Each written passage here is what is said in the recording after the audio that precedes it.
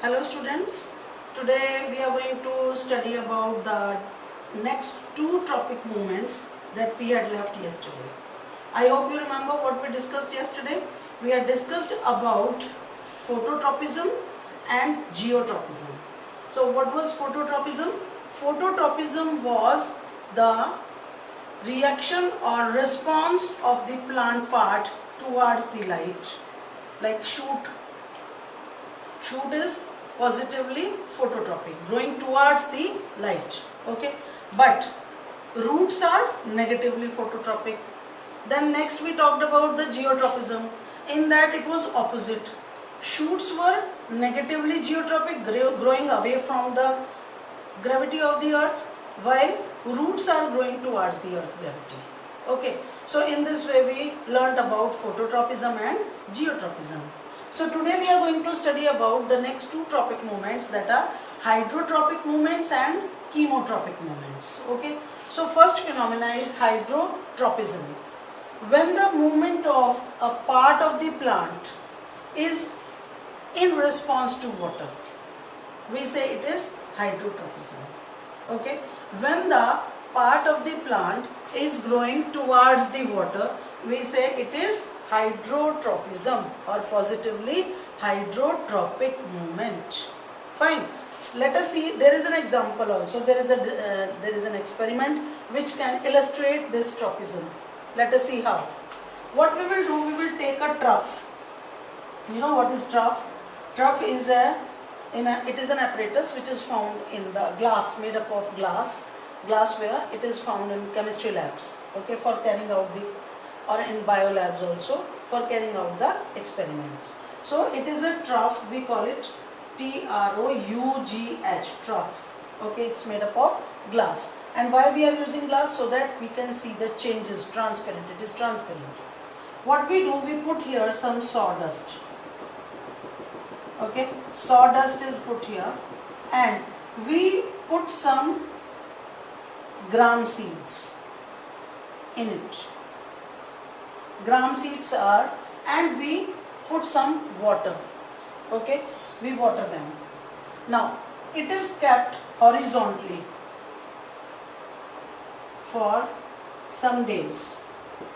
What we are going to observe, that the gram seeds, they have started germinating. What they have started doing? Germination. They supported germination. Why they started germinating? Because water was there, and when the seeds, they are treated or to moisture, or they get appropriate three conditions. What are they? Warmth, okay, oxygen, air, and water. Appropriate moisture. They start germinating. You might have seen, and you might have conducted some experiments regarding germination also. Okay. Now we will allow them to grow. Now what we are going to see, that they start sprouting. Sprouting means that they start showing some germination. Now in this case, the seed will show like this, a plumule and a radicle. Okay, plumule is going to give rise to future shoot, while radicle will give rise to future root. When this condition has come in this trough, what we are going to do, we will keep this trough tilted, little bit tilted. What we will do, we will place either some books under it, or we will place a wooden block. Say it is wooden block. Okay, and we have tilted it. Now according to you, what is going to happen? Whatever the water content was there, it is going to align like this. The water will flow and get according to this level. Okay, the water will come towards this level. Now the sawdust is there, and the sprouting gram seeds are there. What we are going to observe, that these gram seeds, they will show the radicle is growing, is trying to grow towards the water. Okay, the radicle of the gram seeds are growing towards the water. They are shown, otherwise they were growing normal. But when we tilted it and kept it for a day or two, what we observed? The radical part of the gram that was germinating is growing towards the water. Okay, so what it shows? That roots are hydrotropic in nature. Hydrotropic in nature means roots, they grow towards water. Now, in support of this, let me give you an example. Like the desert plants, the xerophytes, they have very long roots, tap roots and very long roots. Why they are so long? Because they keep on growing in search of water. It means that roots always tend to grow towards the availability of water. So water is inducing growth in the roots. So that's why we are saying that roots are hydrotropic in nature. I hope I am clear to you. Okay, there is one more example or one more. This is a very simple and easy. What you have to take in this, you will take a glass trough. Your requirements: sawdust, I'll label it here, sawdust. What is sawdust? The shavings of the wood or that powdered wooden saws. Okay, sawdust is that. And gram seeds. Gram seeds. Okay, these are the requirements. So what we have done, we have kept it like this and observed that the gram seeds or the seeds, whatever seeds that you have taken, they have started sprouting. There is radical and there is plumule. Plumule is always going towards away from the earth, shoot. It will be future shoot, and roots are going towards the earth. But what we see here, after a few days, when the germination has taken place, say 1 or 2, what we are going to do, we are going to tilt this glass trough. Okay, we are going to tilt it. Earlier it was kept horizontally, but now in a tilted condition. Okay, now what we see, that the whole of the water which was present in it is collecting in this way, water level. Okay, then the roots or the radical part of the this germinating gram seeds are growing towards the water. So it means that roots are hydrotropic in nature. Okay, so this was about hydrotropism. So there is a question also in your in-text book regarding hydrotropism. There is a question, design an experiment to show hydrotropism in plants. Design an experiment to show hydrotropism in plants. Okay, so we can talk about this. Now the next topic movement that we are talking about is chemotropism.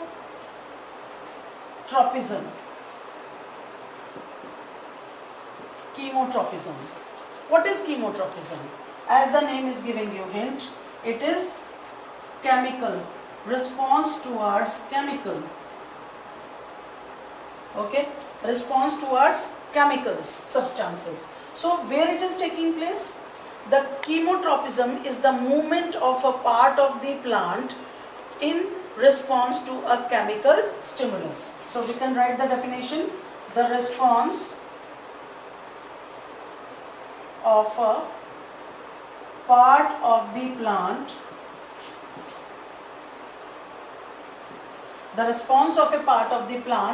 towards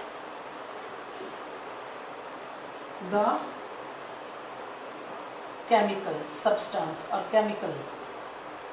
Okay, so if the growth is taking place towards the chemical, so we will call it positive chemotropism. Okay, positive chemotropism. Now example is you have learnt earlier also, the growth of pollen tube.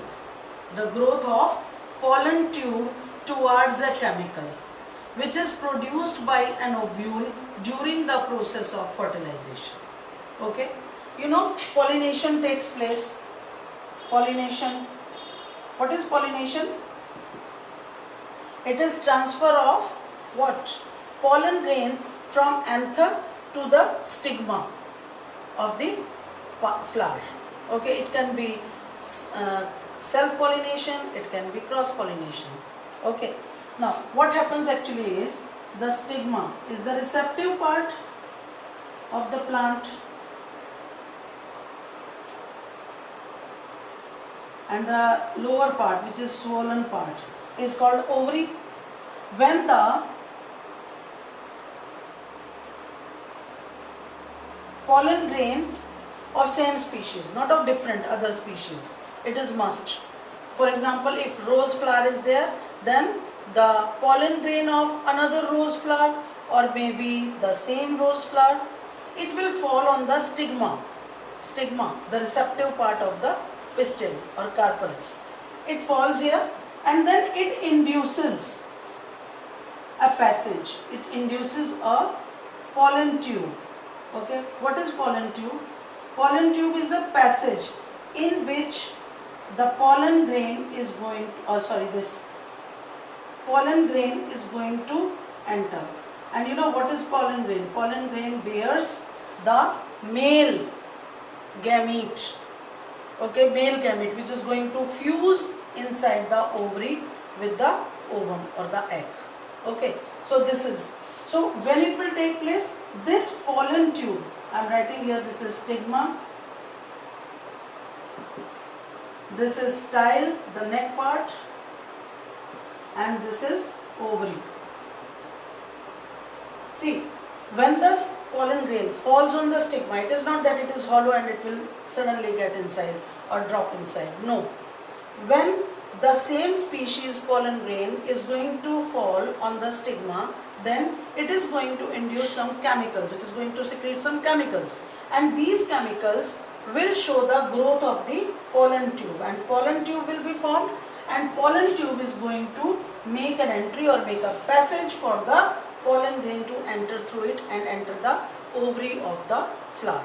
Okay, so this is how the growth is taking place. So don't you think that it is a growth, a response towards the growth of the plant, a response responding towards the chemical? So that's why we call it chemotropism. Okay, now pollination will take place, and inside there are ovum, okay, and egg. It is going to fuse with it. So when the pollen grain, it contains two gametes, male gametes. Okay, so the fusion will take place, fertilization will take place, and in this way the chemotropism is supported by the plant. So today you learned about hydrotropism and chemotropism. Fine. Now what you need to do is, today's work is that what do you mean by hydrotropism and chemotropism? Explain by demonstrating with the help of an experiment. Okay, demonstrate hydrotropism and chemotropism with an experiment.